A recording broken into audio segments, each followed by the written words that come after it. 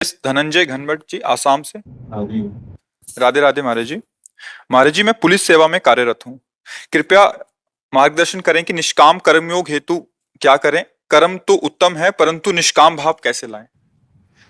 सबसे पहली बात है कि हमारे अंदर एक वृत्ति बैठी हुई कि धन से सुख मिलता है, सबके अंदर बैठी होती है। ये तीन बहुत बड़े भगवत प्राप्ति में, भगवद आनंद में बाधक दोष माने गए। एक सब स्त्रियों के प्रति काम भाव दृष्टि रखना, और एक धन में ही सुख है ऐसा भाव रखना, और तीसरा कुछ भी हो जाए मेरा नाम हो, मेरी कीर्ति हो, मेरा यश हो।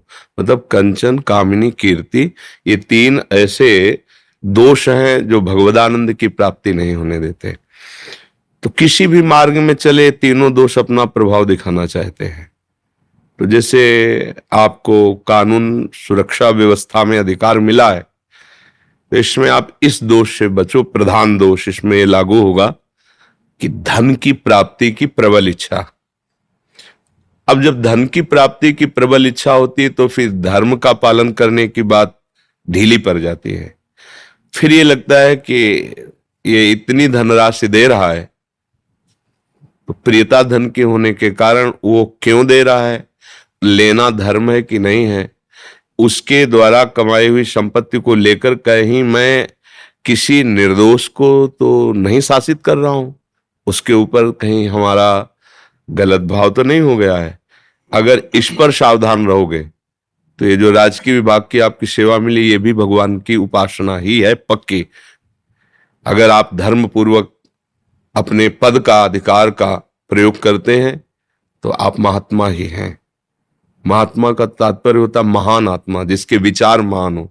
भेष भी एक महात्मा का होता है और उद्देश्य भी महात्मा का होता है। अगर भेष और उद्देश्य दोनों है तो जगत पूज्य है, अगर उद्देश्य नहीं तो भेष मात्र से कुछ नहीं होता। तो पहली बात है धन की तृष्णा, धन का लोभ, धन में सुख बुद्धि, इसको मिटाना होगा। तभी आप ठीक निर्णय कर पाएंगे कि मैं मार्ग में ठीक चल रहा हूं। धन की प्रधानता नहीं होनी चाहिए। हमारे जो राजकीय विधान का पूर्णतः पालन है उस पर दृष्टि होनी चाहिए। प्राण जाए या कुछ भी जाए, मैं धर्म के अनुसार ही चलूंगा, जिसको सांसारिक भाषा में प्रलोभन कहते हैं। प्रलोभन में कभी नहीं फंसना। अपने पद का दुरुपयोग नहीं होना चाहिए, क्योंकि भगवान ने आपको सेवा दी है, उस पद की सेवा दी। जितने भी पद है भगवान ने सेवा के लिए दी। आप हजारों लोगों को सुख पहुंचा सकते हैं। अधर्मियों के द्वारा जिनका मन उच्छृंखल है, पापाचरण प्रवृत्त है, आप उनको शासन में लेकर के बहुत लोगों को सुख पहुंचा सकते हैं। पर अगर धन की प्रधानता रही तो बहुत लोगों को दुख दे सकते हैं। आप जानते हैं कि ये गलत नहीं है, लेकिन जो धनी है वो आपको धन देकर उसे दंड दिलाना चाहता है, अब ये आपके लिए हानिकारक हो जाएगा। दूसरी बात, हमें जिस सेवा के योग्य प्रभु ने समझा वही सेवा दी और आगे वही देंगे।